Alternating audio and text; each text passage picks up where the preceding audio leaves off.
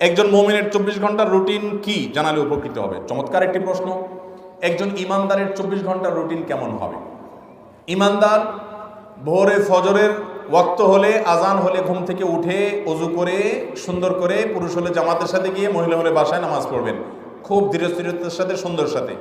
এরপরে ফজর নামাজের পর তিনি সকাল সন্ধ্যার দোয়াগুলো ফজর নামাজের পর অথবা আগে সময় থাকলে আগে সকালের দোয়াগুলো, সকাল সন্ধ্যার দোয়াগুলো পাঠ করবেন। সুযোগ থাকলে সূর্য ওঠার 15-20 মিনিট পর 2 রাকাত ইশরাক পড়বেন। এরপর তার কাজে কামে তিনি বের হয়ে যাবেন।